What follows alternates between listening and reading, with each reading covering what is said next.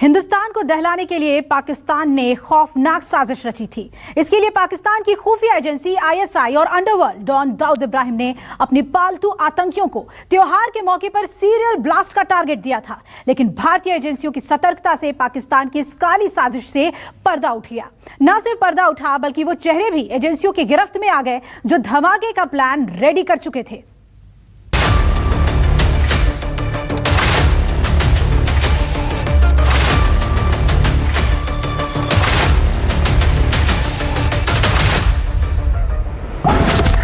मोहम्मद अबू बकर, Osama, जान मोहम्मद, जीशान कमर, मूलचंद उर्फ लाला, अमीर जावेद। पाकिस्तान के इन पालतू आतंकियों को ऑर्डर मिल चुका था। एक एक चेहरे के दिमाग में दहशत फैलाने का प्लान सेट किया जा चुका था। हर आतंकी ने हिंदुस्तान को दहलाने का फुल एंड फाइनल प्लान बना लिया था। पाकिस्तान की खुफिया एजेंसी ने बहुत खतरनाक साजिश रची थी। दिल्ली के दुर्गा पंडालों में धमाका होने वाला था। दिल्ली का रामलीला मैदान दहलने वाला था। यूपी के प्रयागराज में आरडीएक्स की सप्लाई हो चुकी थी। दिल्ली, यूपी, मुंबई में सीरियल ब्लास्ट होने वाले थे। लेकिन इससे पहले पाकिस्तान के पालतू आतंकी हिंदुस्तान को दहलाते दिल्ली पुलिस और यूपी एटीएस ने आतंकी मॉड्यूल का पर्दाफाश कर दिया। एजेंसी से हमें एक इनपुट मिला था कि भारत के कुछ प्रमुख शहरों में कुछ आतंकी घटनाएं करने की एक साजिश हो रही है जो कि बॉर्डर के उस पार से है। इस सीरियस इनपुट को देखते हुए दिल्ली पुलिस के स्पेशल सेल ने एक खास टीम कॉन्स्टिट्यूट करी। हमने सिमल्टेनियसली कई राज्यों में रेड करी। दिल्ली पुलिस की गिरफ्त में आए 6 आतंकियों की गिरफ्तारी के बाद सनसनीखेज खुलासे हो रहे हैं। ओसामा और जीशान नाम के इन 2 आतंकियों ने पाकिस्तान में दहशत फैलाने की ट्रेनिंग ली थी। आतंकी पाकिस्तान में बैठे अंडरवर्ल्ड डॉन दाऊद इब्राहिम और पाकिस्तान की खुफिया एजेंसी आईएसआई के इशारे पर काम कर रहे थे। इन दोनों खूंखार चेहरों को दिल्ली और यूपी में रेकी करने और आईडी लगाकर धमाके करने का टास्क दिया गया था। टेरर का ये वो रूप था जो Muscat to Pakistan via Hindustan तक फैला हुआ था। कि जो जान मोहम्मद जो कि अंडरवर्ल्ड का लगातार हैंडल रहा है और यहाँ पर मुंबई से ऑपरेट कर रहा था, अंडरवर्ल्ड को सपोर्ट कर रहा था, वो जान मोहम्मद दिल्ली आ रहा था और कोटा से उसको चलती ट्रेन से जो है दिल्ली पुलिस की स्पेशल सेल ने पकड़ा और दिल्ली में उसका पहले से इंतज़ार कर रहे थे 2 अन्य आतंकी। ओसामा जो ओखला में रहता है वहीं पर उसको भी जानकारी मिली थी। उनको एक मीटिंग के लिए इकट्ठा होना था। तो दिल्ली पुलिस अब ये पता लगाने की कोशिश में जुट गई है कि आखिर दिल्ली में इनका मीटिंग का क्या पर्पस था, क्या टारगेट था। और ये भी जानकारी मिल रही है कि कई जगह पर इन लोगों ने रेकी की जिसमें मुंबई की लोकल ट्रेन्स भी शामिल है। पूछताछ में ओसामा ने बताया कि 22 अप्रैल को उसने लखनऊ से सलाम एयर की फ्लाइट पकड़ी और वो ओमान के मस्कट पहुंचा। मस्कट से ओसामा और जीशान को ग्वादर से बोट के जरिए पाकिस्तान के जियोनी टाउन लाया गया। इसके बाद एक पाकिस्तानी उन्हें कराची के उसी थट्टा फार्म हाउस में लेकर गया था जहां मुंबई हमले को अंजाम देने वाले आतंकी अजमल आमिर कसाब को ट्रेनिंग दी गई थी। इन आतंकियों को ट्रेनिंग देने का मकसद सिर्फ और सिर्फ हिंदुस्तान को दहलाना था, जिसमें पाकिस्तान की खुफिया एजेंसी आईएसआई और अंडरवर्ल्ड डॉन दाऊद इब्राहिम ने साजिश का ताना बाना बुना। दाऊद इब्राहिम का भाई अनीस इब्राहिम पाकिस्तान में छिपा बैठा है। वो इस पूरी साजिश को अंजाम देने की पूरी प्लानिंग भी रच चुका था। अनीस इब्राहिम अंडरवर्ल्ड के जरिए इस पूरे आतंकी मॉड्यूल को सपोर्ट भी कर रहा था। अनीस इब्राहिम न सिर्फ आतंकियों को पैसे मुहैया करा रहा था बल्कि सीमा पार से विस्फोटक और हथियारों के जखीरे को भी भारत में लाया जा रहा था। यहाँ तक कि पकड़े गए आतंकियों के द्वारा पूछताछ में ये पता चला है कि इनके निशाने पर त्योहार यानी कि दीपावली, दशहरा और नवरात्रि जैसे बड़े त्योहार थे और ये यूपी और दिल्ली में इन्हें टास्क दिया गया था कि बड़े बम धमाके करने का। हिंदुस्तान को दहलाने के लिए आईएसआई ने पूरी साजिश तैयार की, जिसके लिए डी कंपनी को आईएसआई से ऑर्डर मिला। अंडरवर्ल्ड को आतंकियों को हथियार और पैसा पहुंचाने की जिम्मेदारी मिली थी, जबकि आतंकियों को रेकी का टारगेट खोजना और त्योहार पर आतंकी हमलों को अंजाम देने का टास्क दिया गया।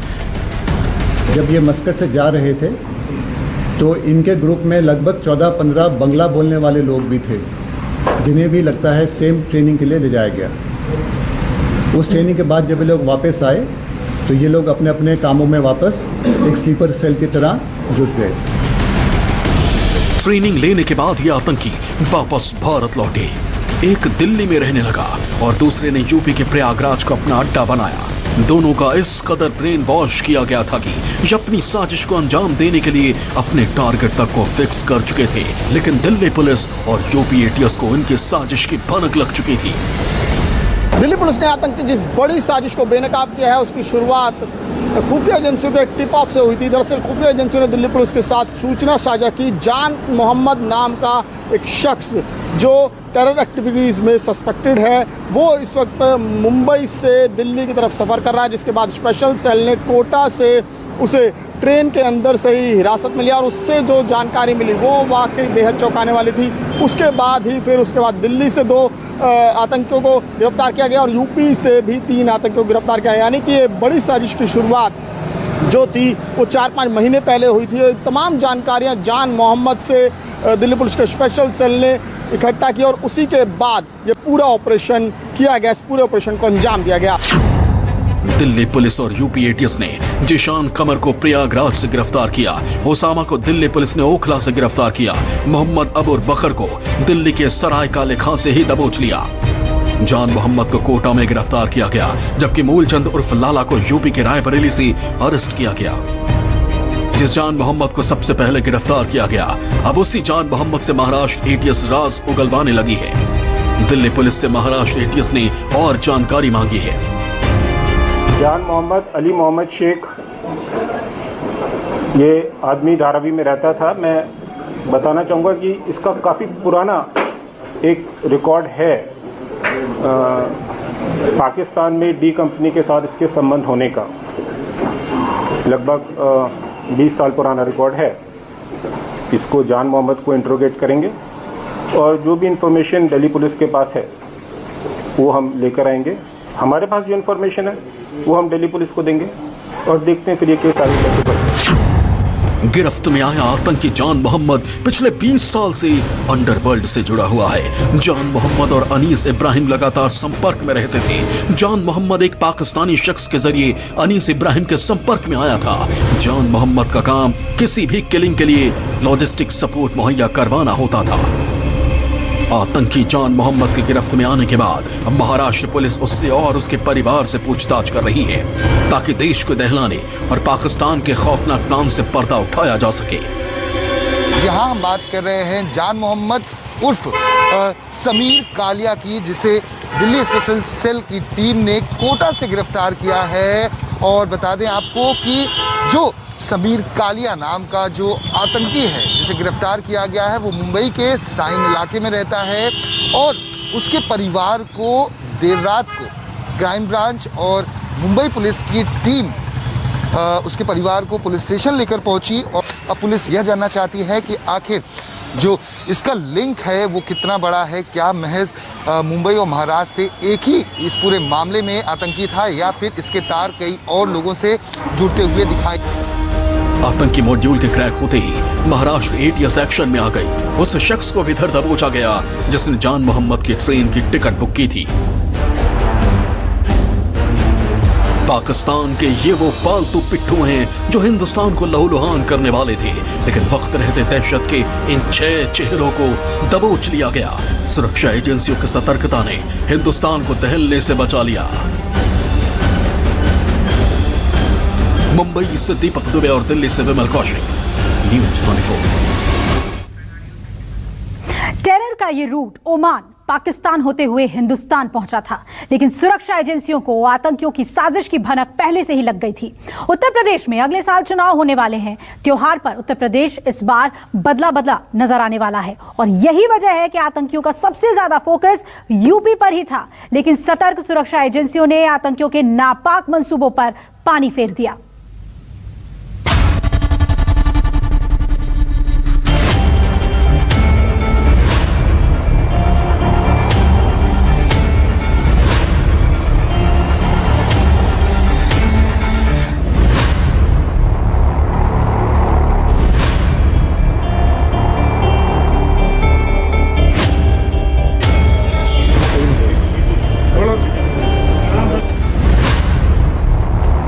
आतंक के 6 चेहरे, आईएसआई और डी गैंग के मोहरे।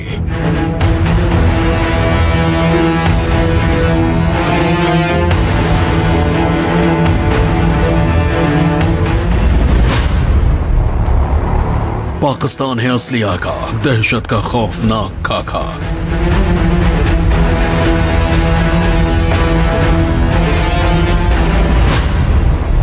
Delhi Mumbai to Muscat, terror route cut.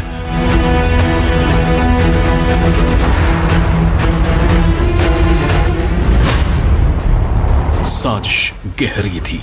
Pakistan से ऑर्डर मिल चुका था, बस त्योहार के मौके का इंतजार था। पुलिस की गिरफ्त में आए ये 6 चेहरे हिंदुस्तान को सीरियल ब्लास्ट का जख्म देने वाले थे।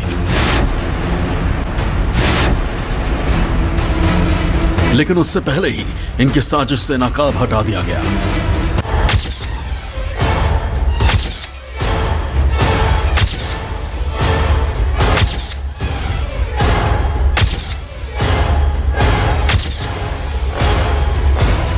आतंकियों की गिरफ्तारी के लिए लखनऊ, प्रयागराज, प्रतापगढ़ और रायबरेली में छापेमारी की गई ताकि पूरी क्राइम कुंडली को खंगाला जा सके।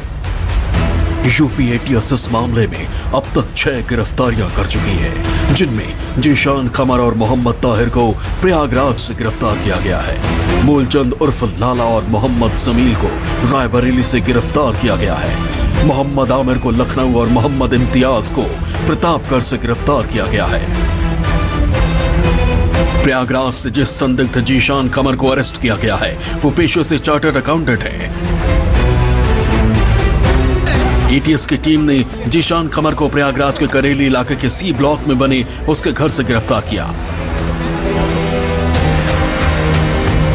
एटीएस ने जीशान की निशानदेही पर नैनी इलाके से एक आईडी भी बरामद की।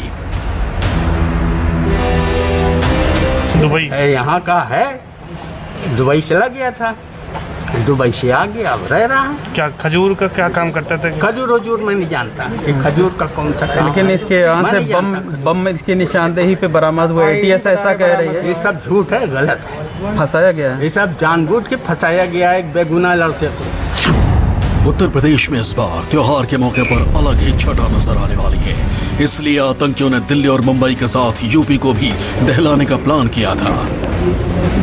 आमिर, ये सफलता उस समय हासिल हुई जब 4 जनपदों में एक साथ रेड की गई। ये जनपद लखनऊ, रायबरेली, प्रतापगढ़ तथा प्रयागराज हैं। मोहम्मद आमिर भी उन चेहरों में शामिल है जो देश के साथ गद्दारी कर रहे थे।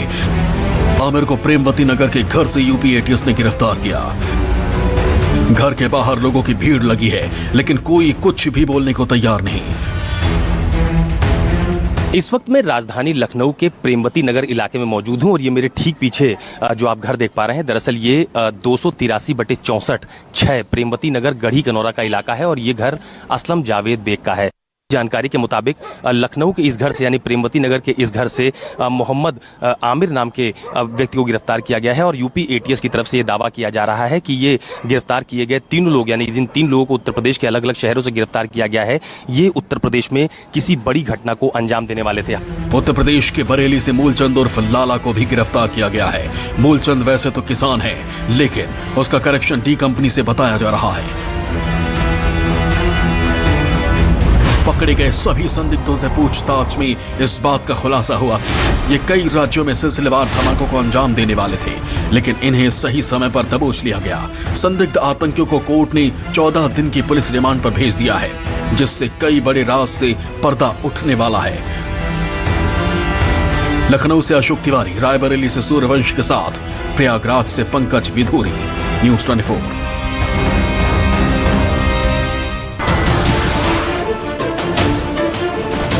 नमस्कार, मैं हूं मानक गुप्ता। अगर आपको हमारा ये वीडियो पसंद आया हो तो इसे लाइक और शेयर जरूर करें, और हां, हमें सब्सक्राइब और फॉलो करना ना भूलें ताकि आप देश और दुनिया की कोई खबर मिस ना करें। तो जुड़े रहिए हमारे साथ और देखते रहिए न्यूज़ 24।